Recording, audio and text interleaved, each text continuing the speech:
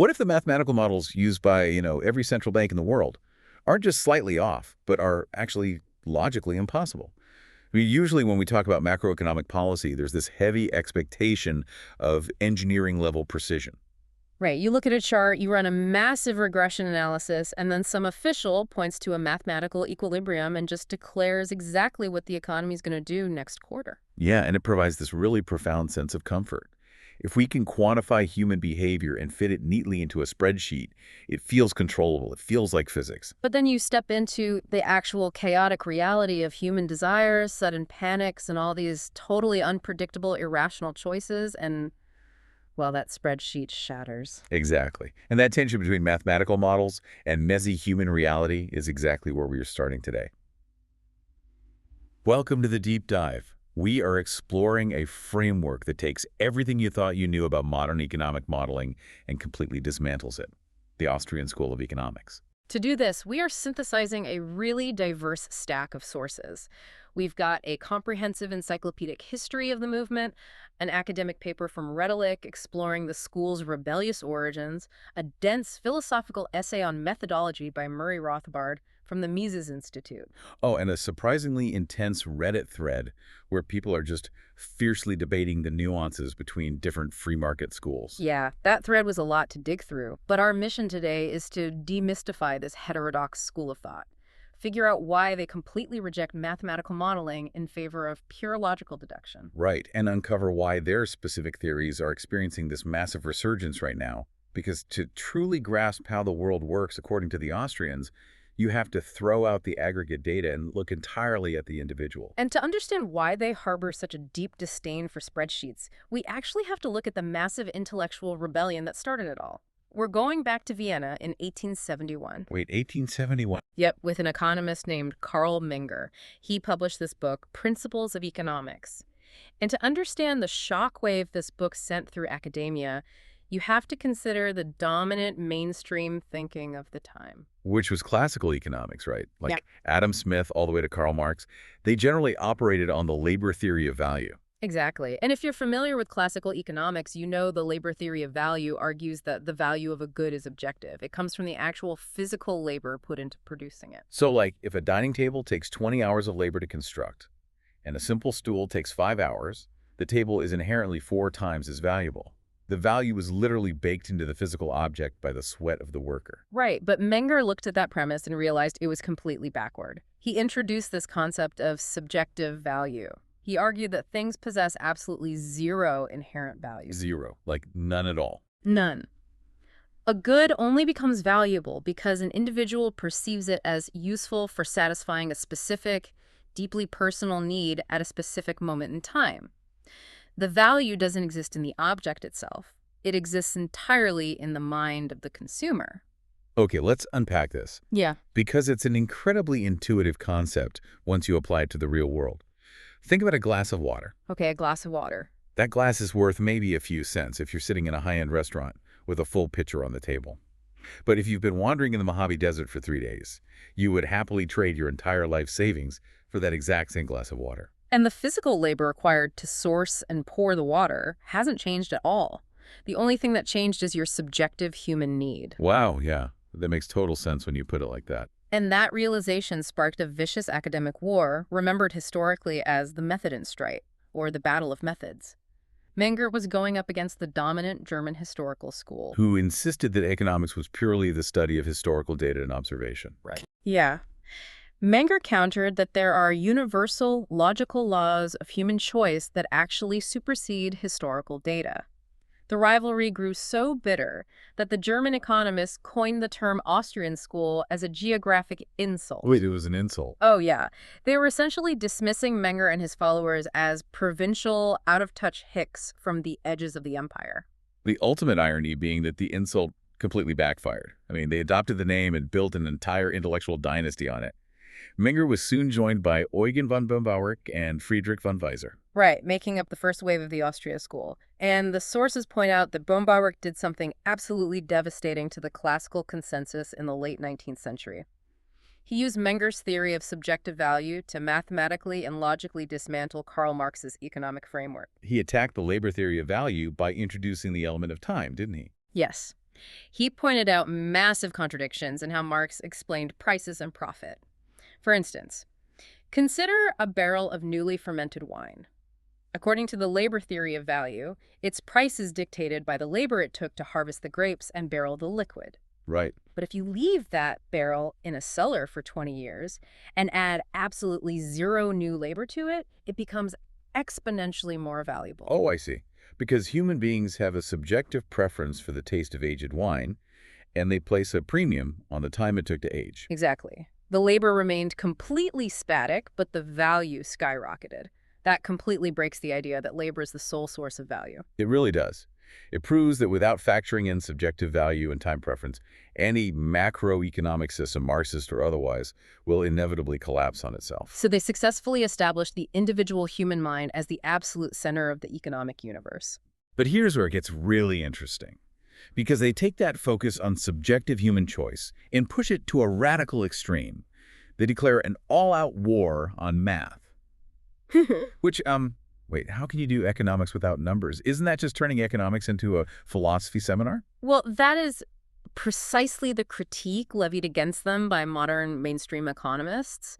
But the Austrians argue that using statistical aggregates to predict the economy isn't just slightly flawed, it's a fundamental misunderstanding of reality. Which brings us to their core methodology, right? Yeah, heavily developed in the 20th century by Ludwig von Mises, known as praxeology. It's the deductive science of human action. And our sources actually include a brilliant quote from John Maynard Keynes, who was arguably the antithesis of an Austrian economist. Right, even Keynes warned that mathematical economics frequently devolves into a useless maze of symbols, allowing the author to completely lose sight of the real world.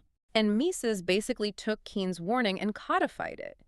Praxeology completely rejects the mainstream reliance on econometrics and laboratory-style modeling.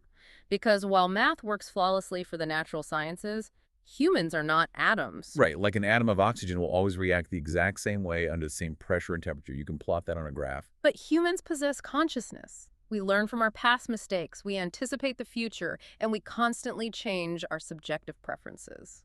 Which means if you build a macroeconomic model to predict consumer spending, the consumers themselves will eventually learn about the model, change their behavior to account for it, and instantly render your math obsolete. Exactly. Mises argues there are absolutely no quantitative constants in human history.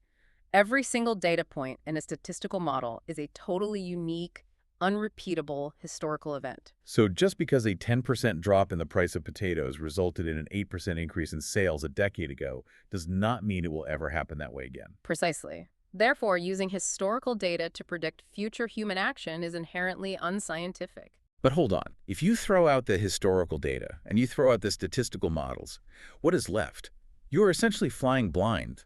How do you construct an entire science of economics from nothing? You don't build it from nothing. You build it from irrefutable logical deduction. Praxeology starts with a single, undeniable axiom. Human beings act with purpose to achieve goals. That is the foundational bedrock. Okay, but how does that one axiom give you a whole economic system? Well, if you try to deny that humans act purposefully, you are engaging in a purposeful action to deny it, which proves the axiom true. From that one self-evident starting point, Austrians logically deduce the entire structure of economics. So it's like a geometric proof. You start with the axiom of human action.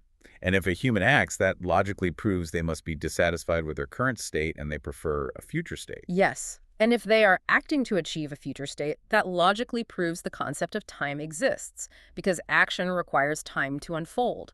Furthermore, it proves the concept of scarcity.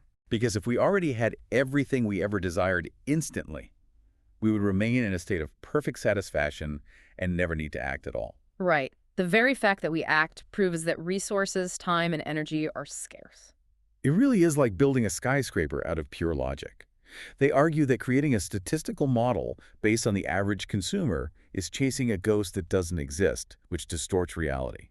But if you deduce your theories step by step from the undeniable reality of purposeful human action, you are guaranteed to discover universal economic laws. The Austrians maintain that their deductive logic is rigorous and infallible. While the mainstream statistical models are just educated guesses dressed up in complex algebra. Yeah, that's exactly how they see it. Right, I understand the philosophical bedrock. But abstract logic doesn't explain the chaos we see on the news every day. It doesn't explain the 2008 housing crash or massive inflation spikes. How does this methodology actually explain the physical structure of the economy over time? To understand that translation from theory to reality, we have to examine the Austrian business cycle theory, or the ABCT. This was spearheaded by Mises and his most famous protege, Friedrich Hayek. Oh, Hayek, right. Yeah, and it takes the concepts of time, scarcity, and human action and applies them to capital. Because humans don't just act to consume things immediately. We plan. We delay gratification. Exactly. Austrians view the economy as a highly complex, intertemporal structure of production. Imagine you are a farmer. If you consume your entire harvest today, you survive, but you don't advance. But if you choose to delay immediate consumption and save a portion of your harvest, those savings fund investment, you could spend the winter building a better plow. And that new capital good, the plow, allows you to produce more next year. In a modern economy, that dynamic is managed by the interest rate. The interest rate is supposed to be the market's organic signal connecting the savers to the investors. If society is saving a lot of real resources, the interest rate drops, signaling to entrepreneurs that it's safe to take out loans and build new factories. So what happens when that crucial signal is artificially manipulated? The Austrian business cycle theory argues that massive economic booms and devastating busts are not natural features of the free market. They are the direct, unavoidable consequence of central bank intervention. When a central bank, like the Federal Reserve, artificially forces interest rates down to stimulate the economy, they aren't creating real resources. They are just printing money. Right. But that artificially low interest rate sends a false signal to the entire market. It tricks entrepreneurs into believing that society has saved up a massive pool of real physical resources, concrete, steel, labor, just waiting to be invested. Acting on that false signal, businesses launch into massive long-term capital projects. They break ground on new skyscrapers, they launch ambitious tech startups, they hire thousands of workers. Which creates the illusion of a booming economy. But the Austrians call this malinvestment. Because the physical savings don't actually exist. It's a mirage fueled by cheap credit. Eventually, halfway through building the skyscraper, the contractors realize there isn't actually enough real steel or labor to finish the job. And then the prices for those scarce resources skyrocket. The projects become unprofitable and construction halts. That realization is the bust. Wow. So the crash is not a failure of capitalism. According to the Austrians, the crash is the painful, necessary market correction of the central bank's initial manipulation. Exactly. The artificial boom was the actual disease. The recession is just the market trying to heal itself and liquidate the bad investments. You know, I actually found an analogy in the Reddit thread from our sources that illustrates this perfectly. A user was debating the mainstream Keynesian view versus the Austrian view. They used the Amazon River. Oh, yeah, I remember that analogy. A Keynesian central banker might look at the Amazon River and say, we can stimulate this ecosystem. We'll just scoop millions of gallons of water out of the end of the river and pump it aggressively back into the beginning to increase the flow velocity. Which perfectly describes artificial stimulus. You are just moving the same resources around at a frantic pace and calling it growth. But the Austrian looks at that aggressive pumping and says, you aren't growing the river. You are just creating chaotic, destructive turbulence. The only organic way to increase the size of the river is to wait for more rain to fall from the sky. Real savings. Real production. Anything else eventually floods the banks and destroys the surrounding ecosystem. So if manipulating a single price, like the interest rate, causes that much widespread systemic destruction, it leads to a pretty terrifying question. What happens when a central authority attempts to plan and dictate every price in the entire economy? Which brings us to one of the most consequential intellectual battles of the 20th century, the socialist calculation debate of the 1920s and 30s. This is when Ludwig von Mises threw down an absolute gauntlet. He didn't just argue that a centrally planned socialist economy was inefficient or corrupt. He argued that it was logically, mathematically impossible to sustain. His argument rested entirely on the function of prices. In a complex, industrialized economy, you have to constantly make decisions about allocating scarce resources. Right, like if you were a central planner tasked with building a national railway, do you build the tracks out of steel or do you build them out of pure platinum? You build them out of steel, obviously, because platinum is incredibly rare and expensive. But how do you know platinum is expensive? You only know that because a market price tells you so. Ah, I see where this is going.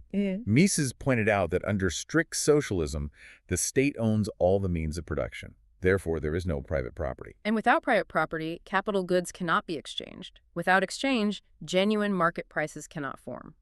And without market prices, a central planner has absolutely no metric to calculate opportunity cost, profit, or efficiency. The central planner is flying completely blind. Without a pricing mechanism, they might actually decide to build the railway out of platinum because they have no mathematical way to calculate how much society values platinum versus steel. Exactly. And Friedrich Hayek took Mises' calculation problem and expanded it into a profound theory about knowledge. Hayek explained that prices are not just arbitrary numbers on a tag. Prices are highly dense information compression algorithms. They are transmitters of dispersed, localized knowledge. Yes. If you really think about this, it changes how you see the entire global economy. No single central planner, no matter how intelligent or armed with supercomputers, can possibly know the subjective desires, the local resource shortages, and the passing fads of 8 billion individuals. But the price system handles it effortlessly. If a massive tin mine suddenly collapses in Cornwall, the global supply of tin drops. The price of tin immediately ticks up. And a manufacturer in Tokyo, who has never been to Cornwall and knows nothing about the mine collapse, simply looks at a spreadsheet, sees that tin is more expensive, and automatically switches his production line to use plastic instead. The manufacturer didn't need to know the why. The price itself instantly communicated the exact knowledge he needed to adapt. So what does this all mean when you zoom out? It leads directly to the Austrian concept of spontaneous order. It's the realization that the most functional, breathtakingly complex systems in human history are the result of human action, but not human design. Consider the English language. No committee of central planners sat in a room and invented English. Nobody designed the original concept of money. And nobody mapped out the unimaginably complex global supply chain that gets a single coffee bean from a high-altitude farm in Ethiopia through processing, shipping, and roasting directly to your local cafe. Those massive systems evolved spontaneously. Millions of individuals, simply acting to improve their own subjective situations, unwittingly cooperated to build structures far more complex than any human mind could ever consciously design. It is deeply ironic that a system completely devoid of a central planner is actually infinitely more organized and responsive than a system tightly controlled by one. And that profound paradigm shift explains why the Austrian school has such a dedicated following, but also why it remains deeply isolated from the mainstream economic establishment today. They did experience a massive revival in the late 20th century, though, particularly after Hayek was awarded the Nobel Prize in Economics in 1974. But they are still firmly categorized as heterodox. Yeah, if you dive into the Reddit thread from our sources, the most frequent debate you see is people trying to untangle the Austrian school from the Chicago school. Right, the Chicago school being economists like Milton Friedman. This is a vital distinction because they are often lumped together. Both schools strongly advocate for free markets and generally oppose heavy state regulation. But their underlying methodologies are entirely incompatible. The Chicago school relies heavily on the exact mathematical macroeconomic modeling that Austrians despise. The Chicago economists look at the economy through the lens of statistical aggregates. They still believe in the necessity of a central bank. They just argue the central bank should increase the money supply at a slow, predictable, mathematical rate rather than aggressively stimulating it. From the Austrian perspective, the Chicago school is still trying to pump water back into the Amazon River. They just want to pump it slightly slower and more predictably than the Keynesians do. Exactly. Any manipulation of the money supply to an Austrian falsifies the interest rate and guarantees a boom-bust cycle. But the sources also highlight a fascinating schism within the modern Austrian school itself. It's not a monolith. Right. You have the Hayekians, who focus primarily on the academic concepts of dispersed knowledge and spontaneous order. They're generally more engaged with the broader economics profession. And then you have the Misesians, or the Rothbardians. The Rothbardians are the uncompromising adherents to pure praxeology. They take the logical deductions of human action and subjective value and apply them all the way down to the bedrock, Leading them directly into anarcho-capitalist and hardline libertarian political theory. Yeah. They argue for the complete privatization of all societal functions, including law, courts, and defense, and advocate for the total abolition of the state apparatus. It's a fascinating split. And if you're listening to this, it's really important to note that while these sources heavily tie Austrian economics to modern libertarianism and anti-government politics, we are purely looking at the mechanical logic of their argument today. Right, we're dissecting their framework that state intervention inherently distorts market signals and destroys spontaneous order without endorsing or taking a side on whether that intervention is ultimately right or wrong. The goal is simply to understand the lens through which they view human interaction. And looking through that lens reveals a strange historical irony. The Austrian school is considered radical and heterodox today, yet the mainstream economic establishment quietly absorbed almost all of their most foundational early ideas. Yeah, you walk into an Econ 101 classroom at any major university today, and you will be taught about opportunity cost, the marginal utility revolution, and the subjective nature of value. Mainstream economics took the incredibly powerful building blocks discovered by Menger and Baumbach, but then turned around and shoved them right back into the rigid mathematical spreadsheets that the Austrians explicitly warned would destroy them. The Austrians won the foundational theoretical arguments of the 19th century, but they entirely lost the methodological war of the 20th century. Let's quickly recap the sheer scale of the intellectual journey we've mapped out today. We started back in Vienna with Carl Menger proving that value is not objective labor. It is a subjective calculation born entirely in the human mind.